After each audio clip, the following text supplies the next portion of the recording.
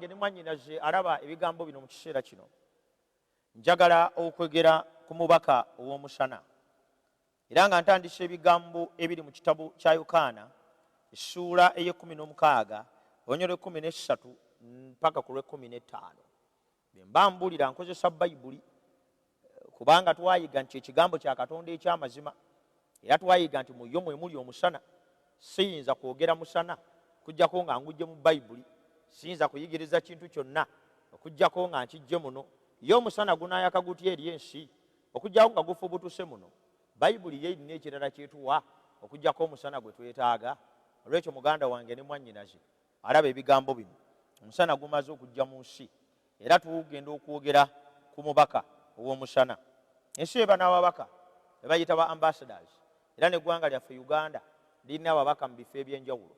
Naye ku kitebe kya Uganda mu ggwanga erya Kenya, ettaka eryo bwe kitudde ebeera Uganda, n'amateeka agafugawo gabeera ga Uganda, era omuntu yenna bwadduka n'ayingirawo aba ali mu ttaka lya Uganda, era teriyo ggwanga likkirizibwa kulumba kitebe.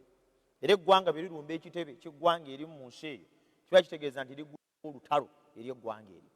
Naye ne Katonda naye ayina omubaka, omubaka ow'omusana gwe twetaaga okutegeera ddala obulungi, gwayogerako mu Yokaana 16 olw'e13 paka olw'e15. Agamba, naye bw'alijja oyo Omwoyo w'amazima anaabaluŋŋamyanga mu mazima gonna, kubanga taayogeranga ku bubwe yekka, naye byonna by'anaawuliranga by'anaayogeranga, ye anaababuuliranga ebigenda okujja.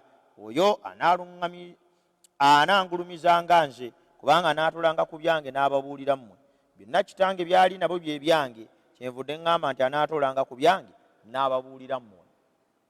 Kyawandiikibwa kye ntandikisizza kyogedde ku Mwoyo alijja. Yesu yasuubiza Omwoyo Omutukuvu okujja eri abantu be, naddala mu kiseera eky'enkomerero. Amuyisa Omwoyo w'amazima kubanga waliwo atali wa mazima. Era mu bubaka bwaffe olw'olunaku olwali tugenda kumaliriza nga tumaze okutegeera nti waliwo omwoyo ow'ekiwaani, waliwo omwoyo atali wa mazima, waliwo omwoyo afubutuka mu kizikiza, era ng'olwaleero abantu balowooza nti bamulina naye nga balina kipapula, era nga ne byabakozesa biragira ddala nti si wa mazima. Naye Yesu agambye nti waliyo omwoyo w'amazima, era Yesu agenze mu maaso n'agamba nti bw'alijja ajja kuba tayogera bibye, naye wabula ebyange by'anaabategeezanga, ate ebyange biva eri Kitange, ekitegeeza nti Kitaffe, Omwana n'Omwoyo Omutukuvu bassa kimu, bali kimu, ye Katonda omu. Olwekyo Omwoyo Omutukuvu gwe ngenda okwogerako olunaku olwaleero, oyo ye mubaka w'omusana. Yesu bwe yali ng'ayogera ebigambo ebyasembayo mu Matayo essuula ya 28 olunyo 19 n'olwabiri, yayogera kubeerawo kwa Kitaffe, Omwana n'Omwoyo Omutukuvu. Yagamba, mugende mufuule amawanga gonna abayigirizwa, nga mubabatiza okuyingira mu linnya lya Kitaffe n'Omwana n'Omwoyo Omutukuvu, nga mubayigiriza okukwata byonna bye nabalagira mmwe, era laba nze ndi wamu nammwe ennaku zonna tuusa emirembe gino we giriggwaawo. Lwaki ngenda kusoma ennyiriri zino 3 eziddako? Okutegeeza nti Omwoyo Omutukuvu gwe ngenda okwogerako mubaka wa musana, naye simaanyi bwanyi agava eri Katonda, si ngeri Katonda gy'akolamu mirimu. Omwoyo Omutukuvu Katonda ddala, era bwe twagula ku bwakatonda bwa Kitaffe n'obwakatonda bwa Yesu Kristo, twogera ne ku bwakatonda bw'Omwoyo Omutukuvu. Musomyeko wano kutegeeza nti mu linnya lya Kitaffe n'Omwana n'Omwoyo Omutukuvu, Omwoyo Omutukuvu agattibwa ku busatu obukola Katonda. Olwekyo sigenda kwogera ku maanyi bwanyi aga Katonda, naye ngenda kwogera ku Katonda ddala.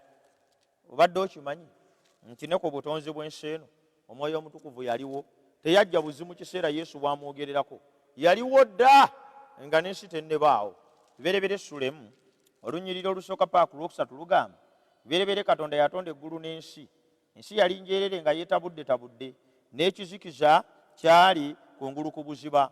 Omwoyo gwa Katonda ne gumaamira kungulu ku mazzi. Muganda wange ne mwannyinaze, Omwoyo wa Katonda yaliwo ne mu kutondebwa kw'ensi. Era mu luberebere essuula y'omukaaga olunyiriri olwokusatu lugamba, Mukama n'ayogera nti omwoyo gwange teguwakanenga na muntu emirembe n'emirembe, kubanga naye gwe mubiri, naye ennaku ze ziriba emyaka 120. Ku lubereberye Katonda ng'atonda ensi, Omwoyo Omutukuvu yaliwo, kubanga Katonda era obusatu obwa Katonda kwali. Era ebyawandiikibwa bituyigiriza nti ensi bwe yali ng'etondebwa kigambo okuva mu buyinza obwa kitaffe, Omwoyo Omutukuvu ye yali ng'abikkako ku bitondeddwa. Mu bufunze omulimu gw'obutonzi n'Omwoyo Omutukuvu yagulimu. Soogera ku maanyi bwanyi naye njogera Katonda ddala, omutume w'omusana atuula mu bulamu bwaffe okutuwanguza awamu n'okutuwa essuubi. Ne ku mirembe gya Nuuwa Omwoyo Omutukuvu yaliwo. Teyakoma bukomi kubeera ku mirembe gya Nuuwa, naye mu kitabo kya Neekemeya essula ey'omwenda njagadde nsome olunyiriri olwabiri agamba ebigambo bino. Neekemeya essula 9 onyirwa 20. Era wawa omwoyo gwo omulungi okubayigiriza, tewabammanga mmaanu yo mu kamwa kaabwe, n'obawa amazzi olw'ennyonta yaabwe. Ne mu ndagaano enkadde tuyiga Omwoyo Omutukuvu nga yaliwo. Ebyawandiikibwa bitugambye ti ne mu ddungu yamubawa. Oyo si ye yaluŋŋamya Musa, oyo si ye yakka ku bakadde 7, oyo si ye yaluŋŋamya abakulembeze. Olw'ekyo muganda wange ne mwannyinaze, omubaka ono gwe ŋŋenda okwogerako ow'omusana tatandikira mu Yokaana essula ye-14, tatandika na Yesu ng'azze.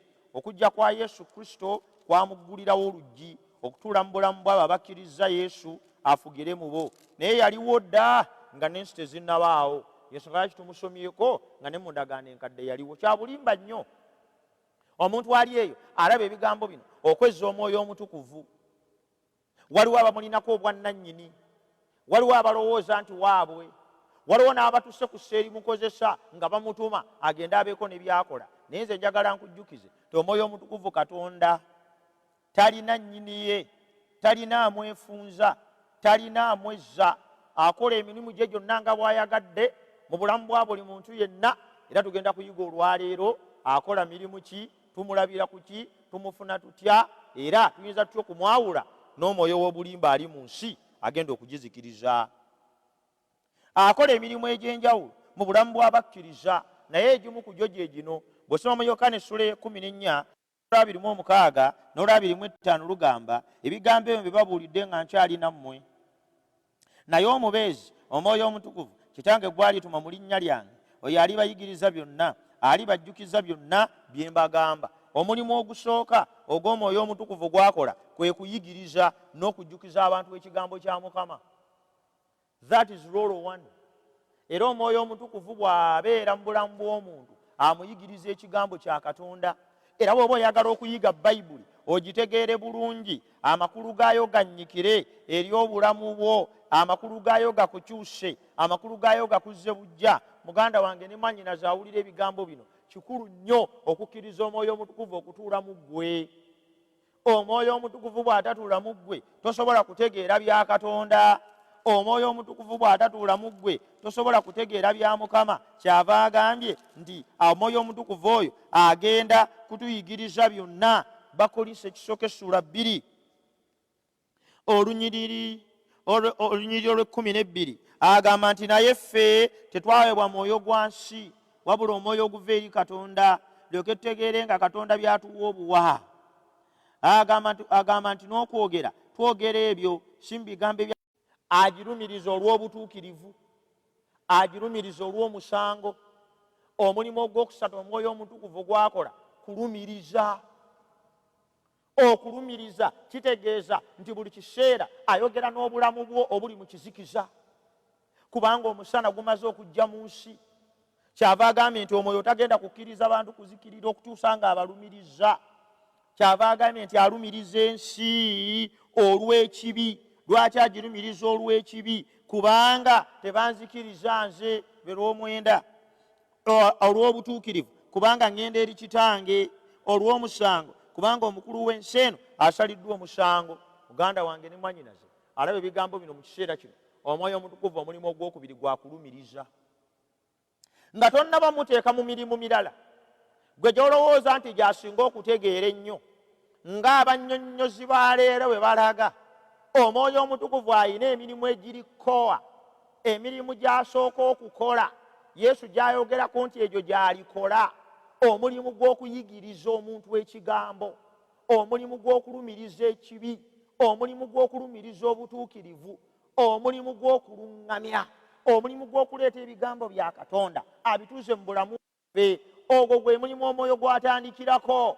nasanga omuntu atuuyanye amalusu gamuweddemu yenna takyamanyi na byayogera awuze n'amazzi gamuweddemu agudde eri kamunguluze ng'omwoyo yamukutte.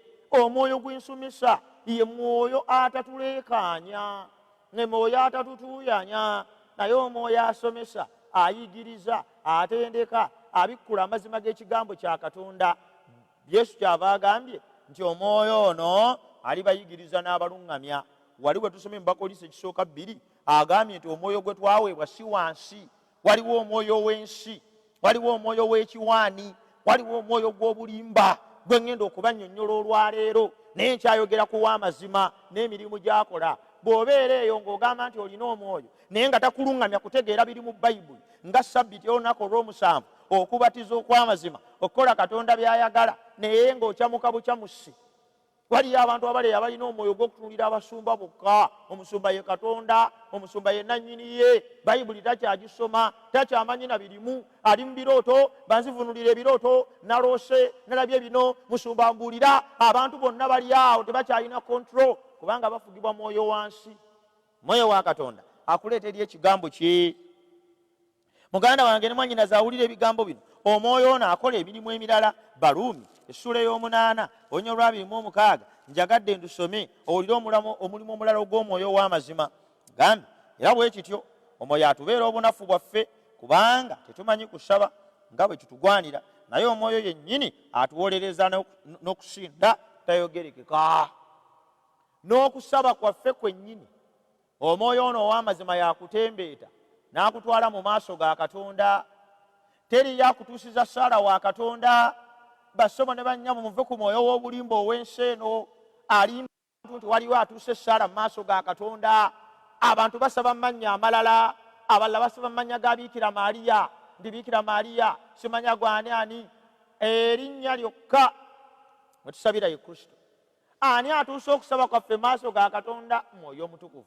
Kaakati gwasaba essaala zo zituuke mu maaso ga Katonda, naye ng'oyita mu batukuvu, ng'oyita mu Maliya n'ebirala, ani yakuwa amazima ago? Kino si kyogera kulumba, gwamanyi bw'oba oyagala okusaba kuyita mu Maliya yosaba, naye tegeera kino nti ogwo si musana. Essaala omwoyo w'amazima yazitwalayo, era omuntu yenna ayagala okusaba essaala ezinaatuuka mu maaso ga Katonda zirina kutembeetebwa mwoyo wa Katonda, si Maliya, si Yuda Taddewo, si mutukuvu yenna mulala. Ago ge mazima ga Bayibuli. Omwoyo oyo atuyigiriza, muganda wange ne mwannyinaze, ekigambo ekikulu era ekyewuunyisa era ekyomuwendo nti essaala zaffe yennyini yazitembeeta ne zituuka mu maaso ga Katonda. Omwoyo oyo Yesu yagamba kyagenda kujjuzibwa ekkanisa. Omwoyo w'amazima walijjuzibwa ekkanisa egenda kukola mulimu ki? Wulira Bikolwa 1:8 n'abagamba nti naye muliweebwa amaanyi Mwoyo Omutukuvu bw'alimala okujja ku mmwe, nammwe munaabanga abajulirwa bange mu Yerusaalemi ne mu Buyudaaya bwonna ne mu Samaliya n'okutuusa ku nkomerero y'ensi. Omwoyo Omutukuvu owa Katonda, ssebo ne nnyabo ow'amazima, bwajjuzibwa ekkanisa ebuulira enjiri. Egyo egimu ku mirimu gy'omwoyo n'emirala gye tugenda okulaba. Agambye nti amaanyi gano ag'omwoyo bwe galimala okukka ku kkanisa egenda kubuulira enjiri. Omwoyo Omutukuvu asindika kkanisa kubuulira njiri. Omwoyo Omutukuvu akuteekamu omutima ogwagala omusana guno, n'akuteekamu n'omwoyo ogwagala omusana guno ogende ogubuulire eri abantu abalala. Muganda wange ne mwannyinaze takoma awo.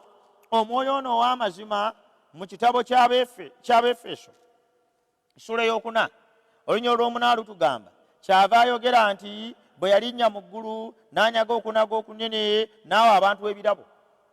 Omwoyo ow'amazima Yesu bwe yalinnya mu ggulu ng'amaze okuwangula, ebyawandiikwa bitugamba nti n'agaba ebirabo. Omwoyo agaba ebirabo, omwoyo agaba obusobozi.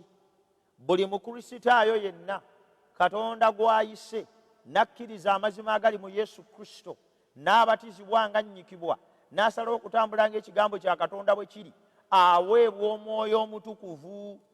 Omwoyo Omutukuvu oyo gw'aweebwa amugabira n'ebirabo. Ebirabo bwe busobozi obw'enjawulo Katonda bw'ateeka mu ffe ne tusobola okumuweereza, ne tusobola okuzimba ekkanisa, ne tusobola okutwala mu maaso omulimu gwa Katonda. ebirabo bino byagaba mu Befeso essuula 4 onyole 11 okutuusa ku 13 agamba, era oyo n'awa abalala okubeera abatume, n'abalala bannabbi, n'abalala ababuulizi, n'abalala abalunda, n'abayigirizwa, agaba ebirabo eby'enjawulo. Buli muntu yenna akkiriza Kristo n'abatizibwa. Peetero yayogera eri Abayudaaya abaali bawulira nti munaaweebwa ekirabo nga ye Mwoyo Omutukuvu.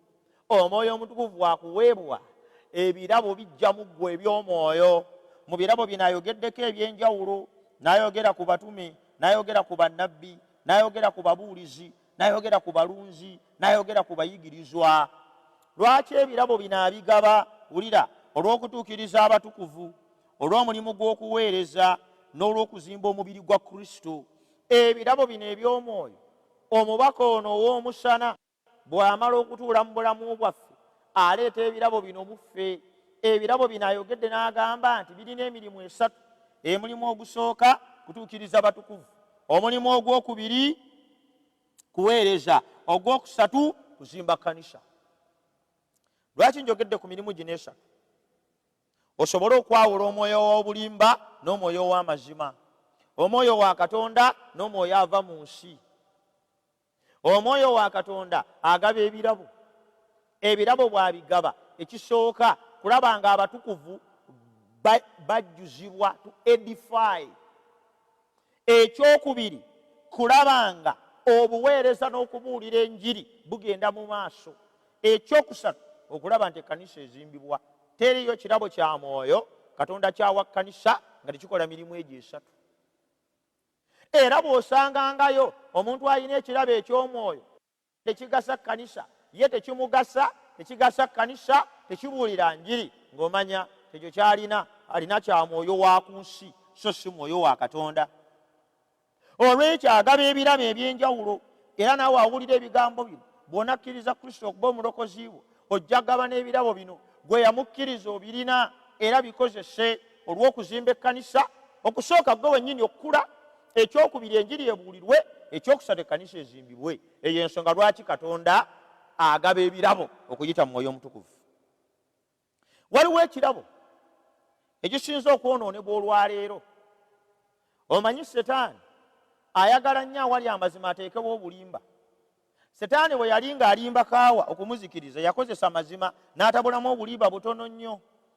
Yamugamba nti mpozi Katonda yabagaana okulya ku miti gyonna egy'omu lusuku. Owulira ekibuuzo ekyo? Setaani yatandisa mazima era nga ddala kyali kituufu. Katonda yabagaana okugulyako. Tebereza, Setaani yakozesa amazima okukulembera Adamu ne kaawa okukkiriza obulimba. Era gye byaggweera, Setaani yali atandisizza amazima ng'atandisa okwogera ebigambo eby'ensimattu, okufa temulifa. Newankubadde Katonda yabagamba nti mujja kufa, naye nze Setaani mbagamba mujja kuba temufiiridde. Nno ngenda maaso awo waliwo abantu abayigiriza nti abafu bakyali balamu, simanya bali mu ggulu, simanya bali mu puli, simanya bali mu geyeena, simanya bandoosezza. Awo nawo nja kutuukawo, omusana gwake osenguke ekizikiza. Naye nga sinnatuukawo kankutegeeze kino. Bayibuli egambye nti obulimba, nga bwe mbadde nsomesa, obulimba buyingira bwe butyo. Kati Setaani akimanyi bulungi tiwaliwo omwoyo w'amazima ajja okuyamba ekkanisa okukula, ajja okuyamba ekkanisa okugenda mu maaso, agenda okukulembera ensi yonna egoberere Katonda. Kyava ayagala okuleeta counterfeit. Omanyi oba tebannakola kasente ka $5,000 tosobola kuleeta kicupuli ky'ettaano. Ffe bwe twakulira ng'emitwalo 5 tegiriiwo, ng'akasente ka mwalo k'ebiro oluvannyuma kajja. Nga tewaliiwo kasente ka $5,000 akalamu, tewasobola kubaawo k'ettaano kafu kaso. Ak'ettaano akafu abacupuzi bakakozesa nga waliwo n'akalamu. Awatali mwoyo w'amazima, ow'obulimba tagasa. Omwoyo w'obulimba ajja kubanga waliwo ow'amazima. Kati Setaani akimanyi bulungi nnyo nti ensi eteekwa okubula. Kyava atandise okuyingiza omwoyo w'obulimba ne mu makanisa ageeyita ag'Abakristaayo mu mulembe guno. Omusana guzze mu nsi, gugenda kwakira mu byawandiikibwa bino. Kyekirabo ky'ennimi. Lwaki njagadde okirondayo mu ngeri ey'enjawulo? Kubanga ebirala byonna byandibaako kale, naye ekirabo ky'ennimi leero kikozeseddwa bubi. Era bangi abalina omwoyo gwa Setaani ogw'ensi baatula okuba nti omwoyo wa Katonda y'aboogeza ennimi. Kye njagala okwogerako olwaleero ne mu ddakiika zino entono, nsobole okutegeeza nti enzikiza yakwata dda ensi mu butamanya. Ekirabo ky'ennimi tusooka okisomako mu kitabo kya Bikolwa by'Abatume Ssuula 2 ennyiriri ezo zonna ezitambulira awo. Naye kantandikire ku lunyiriri olusooka. Waaliwo olunaku olwa Pentekooti bwe lwatuuka, bonna abaali wamu mu kifo kimu, mangu ago okuwuuma ne kuba mu ggulu ng'empewo ewuuma n'amaanyi, ne kujjuza ennyumba yonna bwe baali batudde. Ne kulabika kuba ennimi ng'ez'omuliro nga zeeyawuddemu, buli lulimi ne lutuula ku muntu. Bonna ne bajjula Omwoyo Omutukuvu, ne batanula okwogera ennimi endala ng'Omwoyo bwe yabawa okuzoogera. Twagala tukozese ekyokulabirako eky'ennimi ezaayogerwa mu kiseera ky'abatume, kituwe ekyokulabirako eky'ennimi ezoogerwa leero. Bayibuli egambye nti bonna Omwoyo bwe yabakkaako, buli omu n'atandika okwogera olulimi olulala ng'Omwoyo bwe yabawa okuzoogera. Abaffe ekibuuzo kibuuza, ennimi ze baayogera zaali zifaanana zitya? Katugende mu maaso, Bayibuli ezinnyonnyole. Waaliwo mu Yerusaalemi Abayudaaya nga batudde, abantu abeegendereza abava mu buli ggwanga ly'abantu wansi w'eggulu. Okuwuuma okwo bwe kwabaawo, kibiina ne kikuŋŋaana ne kisamaalirira, kubanga baawulira buli muntu nga boogera mu lulimi lw'ewaabwe, ne bawuniikirira, ne beewuunya, ne boogera nti laba, bano bonna aboogera si Bayudaaya? Kikiffe buli muntu okuwulira olulimi lw'ewaffe gye tuzaalibwa. Ennimi ezaayogerwa abatume, Omwoyo ze yabawa, amawanga gonna agaali mu Yerusaalemi, buli omu yawulira mu lulimi lwe. Bw'osanga abantu nga boogera olulimi, naye ng'olulimi teriyo n'omu aluwulira, waliwo yagala ffe tuba twogera bwogezi, kaakati nannyini lulimi olwo aba gy'ali. Ennimi bwe zoogerwa, abantu abalinaanyeewo, abalina ennimi ez'enjawulo, baba bawulira olulimi lwabwe, kubanga ennimi Omwoyo z'agaba aziwa for communication. Emigaso giri esatu egy'ennimi. Ogusooka kuzimba emigaso egy'ebirabo by'Omwoyo, okuzimba omukkiriza, okubuulira enjiri n'okunyweza ekkanisa. Bw'olabanga olulimi nga tonna kye lukola ku ebyo, teruli mu kigendererwa kya mazima. Waliwo abaleekaana obuleekaanyi, ne baleekaana ebitategeerekeka, babababababa bulubulubulubulu sharababababa n'ebirala nga si oyo omwereere. Abantu abaleekaana ebintu ebyo nga baatula nti bajjuziddwa Omwoyo kyebava boogera kasasiro oyo, balimba, balina mwoyo gwa Setaani. Omwoyo Omutukuvu bwe yajjuzibwa abantu okwogera ennimi, ebyawandiikibwa bigambye buli muntu yawulira. Ekibuuzo kibuuza, ennimi ezoogera olwaleero mu makanisa ageeyita ag'Omwoyo, ebigambo ebyogera ani abiwulira, ani abitegeera, era bigasaani? Ekyokubiri, ennimi zino zaayogerako muganda wange ne mwannyinaze, Katonda yazigaba. Bakolinso ekisooka essuula y'e14. Bakolinso ekisooka essuula ya 14. Tukyayogera ku nnimi. Wulira, lwaki Katonda yazigaba? 14:21 n'olw'abiri. Kyawandiikibwa mu mateeka nti njogera n'abantu bano mu bantu ab'ennimi endala ne mu mimwa gy'abannaggwanga, era newankubadde bwe kityo tebalimpulira, bw'ayogera Mukama.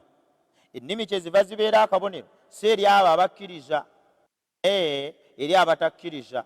Naye okubuulira kubeera kabonero eri abakkiriza, so si abatakkiriza. Muganda wange ne mwannyinaze, ennimi ez'Omwoyo wa Katonda z'agaba, ebyawandiikibwa bigambye nti yazigaba, kubanga ekyo yali yakyogera dda. N'agamba nti ngenda kwogera n'abantu nga mpita mu nnimi endala. Katonda yayita mu batume, nassa ennimi ku bulamu bwabwe, ne basaasaana amawanga gonna, ne bagenda ne babuulirayo enjiri. Ekirabo eky'omwoyo eky'ennimi kyayamba ekkanisa eyasooka okudduka emisinde okutambula ensi yonna, kubanga mu biseera ebyo Abayudaaya bokka Yesu be yalekawo be baali bamanyi obulokozi. Ne Yesu yennyini agamba nti obulokozi buva mu Bayudaaya. Basaba ne banya abawulira ebigambo bino bano bonna omwoyo beyakkako baali tebamanyi nnimi ndala, baali bamanyi Lwebbulaniya mpozi n'abalala Oluyonaani, naye ng'ate waliwo amawanga mangi agoogerwako mu kitabo kya Yokalatimu essula ey'okubiri agaali geetooloddewo. Kyava yabawa ekirabo eky'omwoyo balyoke bagende boogere n'ensi mu nnimi endala. Era ennimi Katonda tazigabangako nga ekintu ekyokukozesebwa mu kkanisa. Katonda yagaba ennimi ng'ekirabo eky'okugenda okubuulira abatamanyanga Katonda. That was the major purpose of the gift of tongues. Kaakati mmwe abali wano olwaleero abaatula nti boogera ennimi naye nga bazoogerera mu kkanisa mukka mu bisenge byabwe, tebalina we babuulira. Ezo si nnimi za mwoyo, ezo za mwoyo w'ekicupuli, omwoyo w'ensi, omwoyo w'obulimba. Ennimi ez'amazima ebyawandiikwa bigambye kabonero eri batakkiriza, zigenda eri mu batakkiriza bategeera ti naye mu kkanisa munda mubaamu kubuulira. Bakolinso ekisooka 14:24. Naye bonna bwe babuulira ne wayingira atakkiriza oba atamanyi, anenyezebwa bonna, asalirwa bonna omusango. Okubuulira Katonda akuleese kubeere mu kkanisa munda, kugizimbe abuulira, bwe babuulira n'enjiri ebuulirwe. Kati Bayibuli kikyeyogera wano ti Katonda yagaba ennimi nga zaakuyambako okufuluma ebweru enjiri ebuulirwe. Olwekyo muganda wange ne mwannyinaze awulira ebigambo bino, ennimi kabonero eri batakkiriza. Naye singa osalawo okuzikozesa mu kkanisa, naddala nga mulimu oyo atasobola kuwulira lulimi olw'oyo ayogera, kubanga ennimi ez'omwoyo wa Katonda nnimi ddala, ezoogerwa ddala, eziwulirwa, ezitegeerekeka, si kujoboja, si kuleekaana, si kwogera bitasaana. Obwo busamize, ogwo mwoyo gwa Setaani. Omusana guzze mu nsi. Wulira, ennimi emusalawo okuzoogera mu kkanisa, eno engeri gye muzoogeramu. Bakolinso ekisooka 14:26 paka ku 3:3. Kale kiri kitya abooluganda bwe mukuŋŋaana, buli muntu alina oluyimba, alina okuyigiriza, alina ekimubikkuliddwa, alina olulimi, alina okutegeeza, byonna bikolebwenga olw'okuzimba. Olulimi nalwo si buli muntu yenna nti aba n'olulimi. Naye oyo alina ekirabo ky'olulimi, ebyawandiikwa bigambye bw'aba n'akikozesa akikozese nga lwakuzimba, kubanga bwe tujja mu kkanisa buli omu ajja n'ekirabo. Omugaso gw'okuyimba gwe mugaso gw'okubuulira, n'ennimi zigatta okwo, n'okwolesebwa kugatta okwo. Olw'ekyo ennimi ezoogera olwaleero barabarabara shashashaka tezirina makulu. Alwogera talumanyi, balwogereramu tebalumanyi, abawuliriza ku mizindalo tebalumanyi. Obusamize si nnimi za Katonda. Musenguke obulimba, mukomewo eri amazima, kubanga omusana guzze mu nsi. Bayibuli egambye muba mwogera ennimi, agambye nti omuntu wayogeranga olulimi boogerenga babiri oba bangi basatu, ate mu mpalo omu avvuunulenga. Oba nga tewali avvuunula asirikenga mu kkanisa, ayogerenga mu mmeeme ye ne Katonda. Naye bannabbi boogerenga babiri oba basatu, n'abalala bawulirenga. Kyava agamba bw'ati olwasatu, kubanga Katonda si wa kuyoogaana naye wa mirembe nga mu kkanisa zonna ez'abatukuvu. Muganda wange ne mwannyinaze order in church, waliwo abeera n'olulimi boogerenga babiri, omu, babiri, basatu, ate omulala nga avvuunula. Olaba enkola y'ennimi z'omwoyo wa Katonda, ziwulirwa, zitegeerwa, ate zivvuunulwa. Muganda wange ne mwannyinaze awulira ebigambo bino, eyo nvuddeyo, njagadde okwekoonayokko okwawula omwoyo w'amazima n'omwoyo w'obulimba. Omwoyo w'obulimba ayogeza abantu ebirimi ebitategeerekeka. Omwoyo w'obulimba abantu atuuyanya batuuyanye. Omwoyo w'obulimba abantu abasuula ddalu. Abayaaye bangi kati bonna bajjudde mu Kampala n'ewalala, buli omu apooso, buli omu profeti, buli omu bulaaza, buli omu ye afunye erinnya lyonna eriyinza okumufuula ekitiibwa, ne babba ensi ne bagimalawo mu mwoyo w'obulimba. Omusana guzze mu nsi okukulokola, osenguke. Omwoyo w'obulimba azikiriza era asaanyaawo obulamu. Omwoyo ono Yesu bwe yali nga amwogerako mu Yokaana essuula ey'e14 yamwogerako ebigambo bino byenjagala omanye. 14:17 agamba, nange ndisaba Kitange alibawo omubeezi omulala abeerenga nammwe emirembe n'emirembe, omwoyo ow'amazima ensi gwe teyinza kulaba kubanga temulaba, gwe teyinza kukkiriza kubanga temulaba so temutegeera, mwe mumutegeera kubanga abeera gye muli era anaabanga mu mmwe. Otegedde ebigambo ebyo muganda wange ne mwannyinaze? Waliwo ababuuza omwoyo, aba Seventh Day temulina mwoyo, omwoyo gwe boogerako y'ono ayogera ebirimirimi ebyekisamize, omwoyo gwe boogerako y'ono aleekaanya omuntu n'amagezi ne gamuggwamu, omwoyo gwe boogerako y'ono omwoyo akulinnya n'onyenya omutwe n'owunga n'otomera emiti n'ogwa mu butebe. Oyo omwoyo tetumulina kubanga oyo omwoyo wa kizikiza. Omwoyo ono Bayibuli egambye nti tetumulaba. Omwoyo ono Bayibuli egambye ensi temukkiriza, temumanyi, temulaba, temutegeera, naye abakkiriza Yesu atuula mu bo, bo ne bamulaba. Yesu bwe yasisinkana Nikodemu kyava yamugamba ti nga bw'olaba empewo bw'eva ebugwanjuba n'egenda ebuvanjuba n'olaba omuti nga gwenyenya naye nga y'otogiraba, bw'atyo bw'afaanana omwoyo wa Katonda. Ekizaalibwa omwoyo kiba bwe kityo. Omuntu azaaliddwa omwoyo wa Katonda ajjuziddwa omwoyo gw'amazima afaanana ng'omuti. Empewo yo togiraba naye olaba kiri ku muti n'omanya nti empewo ekunta. Omwoyo w'amazima alina kwalabikira, talabikira mu kutuuyana, talabikira mu kuleekaana, talabika mu kwogera birimi bitategeerekeka, talabikira mu kugwa bigwo abantu ne babimba ejjovu. Oyo si mwoyo w'amazima, oyo omwoyo wa bukuusa wansi wa kizikiza. Oyo musenguke, oyo mudduke, ojje eri omwoyo w'amazima ayogeddwako mu byawandiikibwa nti ensi yemumanyi, ensi yemutegeera. Oyo mwoyo gwe njagala okugamba muganda wange ne mwannyinaze. Byawandiikwa bitugamba nti omwoyo oyo agaba ebibala. Ku bibala kwe tumutegeerera omubaka ow'omusana bw'amala okujja eri obulamu bwo. Baggalatiya, katusomeyo ebigambo ebikulu.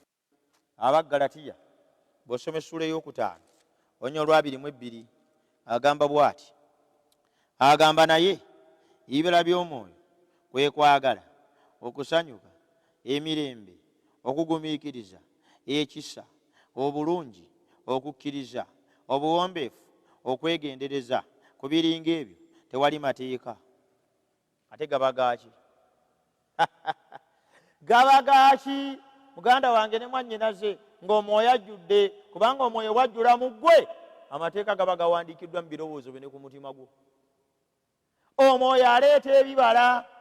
Lwaki omwoyo tetumulabira ku birabo? Bayibuli tegambye nti bwe muba mwagala okulaba akuze mwoyo amulina nga mungi, amutegedde nnyo, mulimulabira kubuulira nnyo, mumulabira ku nnimi nnyingi nnyo. Abantu abamu bafeza ensi olwaleero. Bayibuli tegambye nti ku birabo eby'omwoyo kwe tugenda okulabira ajjuziddwa omwoyo. Omuntu ajjuziddwa omwoyo alabikira ku bibala. Abantu bafeza ensi olwaleero. Nze ndi aposo, nze ndi gundi, nze ndi profeti, nze ndi nabbi gundi, nze ndi nabbi gundi. Lwaki bazungazunga na birabo? Lwaki tetulaba bibala byabwe? Kubanga tebalina mwoyo w'amazima. Ebirabo mujja kubijingajinga. Nze nabbi Ivani, profeti Sebaggala, mujja kujingajinga ebirabo. Profeti so and so, apostle so and so, pastor so and so. Naye ebibala bye bigenda okukakasa nti mulina omwoyo. Ebyobuwulize, okwagala amazima, essanyu, obuwombeefu, okwegendereza. Basebo ne bannyabo, mbakoowola eri omwoyo w'amazima, mbakoowola eri omwoyo akyusa, mbakoowola eri omwoyo azza obujja, mbakoowola eri omwoyo wa Katonda awandiikiddwako wano nti agenda kutuleetera ebibala. Ebibala kwe tulabira omwoyo. Omwoyo wa Katonda titumulabira mu kuleekaana. Pawulo kyava awandiika mu Bakolinso ekisooka essula 13, bwe njogera n'ennimi z'abantu n'ez'abamalayika naye ne siba na kwagala nga nfuuse ekikomo ekivuga n'ebitaasa ebisaala. Era bwe mba n'obunnabbi ne ntegeera ebyama byonna n'okutegeera kwonna, era bwe mba n'okukkiriza kwonna n'okuggyawo n'enzigyawo ensozi, naye ne siba na kwagala nga siri kintu. Era bwe ngabira abaavu bye nnina byonna okubaliisanga, era bwe mpayo omubiri gwange okuukibwa, naye nga sirina kwagala siriko kyengasa. Bayibuli yagambye nti ekibala ekisooka kwagala, ekibala ky'omwoyo kwagala, kale mwe muva ebirala byonna. Okwogera ennimi ne bw'oyogera gwe zolowooza mbuza bamalayika ze muntu buzaabulizaamu, njogera za bamalayika kati, njogera za bamalayika kati. Mufere ensi naye nga muli mu kugibba n'okugifeera mumanye kino ti ne bw'oyogera ennimi newankwadde zoyita z'abamalayika naye nga toyina bibala bya mwoyo tolina mwoyo w'amazima. muli balabira ku bibala byabwe. Akabonero akalaga omuntu alina omwoyo w'amazima si kugwa mu butebe, si kubimba jjovu, si kuleekaana, si kwogera nga musawuzi, si kumyuka maaso, si kwecyanga-cyanga, si kutuuyana. Omwoyo tayingira buyingizi mubiri, wuuno andi mutwe, wuuno atuuse magulu, wuuno muwulira mu bulago, ate andi mugongo. Oyo mwoyo wa bulimba. Ebyo bikolebwa mu busamize, bibeera mu masabo. Era n'omwoyo oyo ali mu makanisa ga leero gyafubutuka. Nze njogera ku mwoyo w'amazima azze okutulungamya ekigambo kya Katonda. Omwoyo w'amazima azze okunenya enkya olw'ekibi. Omwoyo w'amazima azze okutuzza eri Katonda ky'ayagala. Atuwa ebirabo nga byakuzimba kanisa, nga byakugitwala mu maaso, nga byakubuulira njiri. Omwoyo atuleetera obumu, so si omwoyo w'omulembe guno ayawulayawula. Nga sitenseni emu erimu ekkanisa 10, bano balimu 2, bali 4, bali 6, ono alimu ne mukyala we, ono alimu ne kojja we, ekifo tawuni emu ebigere buli bigere 15 waliwo ekkanisa, naye nga buli emu si kugamba nti ejjudde. Emu erimu 2, endala 4, abalala bakuba ngoma, abalala bali ku nnanga, abalala bali ku bizindaalo, era nga abali eno tebasobola kusala ne bagenda ne basabira eno. Oyo omwoyo ayawulayawula mu bantu, omwoyo aleetera abantu okukola bizinensi nga bazikola mu bulamu obw'omwoyo mumuddukanga, kubanga wansi, kubanga azikiriza, kubanga asaanyaawo. Omwoyo gwe mbagamba olwaleero bassebo ne bannyabo, y'oyo atuleetera ebibala ne bibeera mu ffe ne tubisanyukira era ne twenyumiririza mu Katonda. Abantu bangi abaganya amazima, abantu bangi abaganya omusana, abantu bangi abaganya ebituufu. Akabi kabasemberedde. Timoseewo ekisooka essula 2. Waliwo ebigambo bye njagala okwogerako wano, munsonyiwo kati. Basessalonike ekyokubiri essula 2 olunya olw'omwenda. Naye okujja kw'oyo kuli mu kukola kwa Setaani n'amaanyi gonna n'obubonero n'ebyamagero eby'obulimba n'okukyamya kwonna okutali kwa butuukirivu eri abo ababula, kubanga tebakkiriza kwagala mazima balyoke balokoke. Katonda kyava abasindikira okukyamya okukola, bakkirize eby'obulimba, bonna balyoke basalirwe omusango abatakkiriza mazima naye abasanyukira obutali butuukirivu. Bassebo, omwoyo w'obulimba ayimuse n'okukyamya kwonna azze kuzikiriza nsi, azze kugisaanyaawo. Abantu bakyaya amazima, abantu bakyaya omusana ne baagala obulimba. Obulimba obwo bukulemberwamu byamagero, bukulemberwamu bubonero. Setaani akimanyi temukyayagala Bayibuli kugisoma, mwagala bubonero. Temukyayagala Bayibuli kuzisoma, mwagala bukodyo ku siteegi. Tutuuse kussa nga tulina amakanisa aga siteegi nga sho, abalwadde ne bajja n'omusumba n'abawonya, naye nga bakoze practice ku Tuesday. Mbwogwo mwoyo Setaani akimanye bye mwagala, kubanga munoonya byammwe, temunoonya mazima ga kigambo, temunoonya musana guli mu Bayibuli. Kati Mukama kyava akkiriza abayaaye n'abafere abajjuziddwa omwoyo gw'obulimba basaasaane mu nsi. Buli kasonda, buli kalina, buli akeedi, buli kavo konna bajjulewo. Ye olwo abaganya amazima gano, abaganya okutambulira mu musana guno, abaganya okugugoberera, balyoke babasinkane bagoberere obulimba. Katonda alyoke abasalira omusango gw'okuzikirira nga temulina kyakuwoza. Mbakoowoola muve mu kizikiza, mbakoowoola muve mu kunoonya ebyammwe, mukomewo okutegeera amazima, mukomewo okugatambuliramu. Bayibuli kyeva egambye nti abasindikidde okukyamya okukola balyoke basalirwe omusango. Basoma ne bannyabo obufere buzze mu nsi. Mukama bakoowoola mwagala omusana, Mukama bakoowoola mwagala ekituufu, Mukama bakoowoola mwagala ekyamazima. Muve mu bulimba n'okuyigiriza okw'obulimba. Ono omuyigiriza omubi ow'obulimba, omwoyo atali wa musana azze okuzikiriza ensi. Ekibuuzo kibuuza, onadduka obulimba n'osenga omusana n'okkiriza omubaka ono ow'omusana n'ajjusibwa obulamu bwo. Ekibuuzo kibuuzibwa, musumba nkola ntya omwoyo ono ow'amazima okutuula mu nze n'annuŋŋamya n'ampanirira? Sobola kwerabira lunyiriri luno, Bikolwa essula 2 Olwa 3:8 ndusembyayo nnyo kubanga lukoowoola okujja eri Mukama. Peetero n'abagamba nti mwenenye, ekisooka kwenenya mubatizibwe, ekyokubiri kubatizibwa. Buli muntu mu mmwe okuyingira mu linnya lya Yesu Kristo okuggibwako ebibi byammwe, munaaweebwa ekirabo gwe Mwoyo Omutukuvu. Oyagala okufuna omwoyo w'amazima ayingire mu bulamu bwo, abukulembere, abuluŋŋamye, akwawukanye n'obulimba n'omwoyo w'omu nsi muno azikiriza, kkiriza obatizibwe. Kuba ku nnamba z'essimu ezitambula wansi awo, weeweeyo obatizibwe.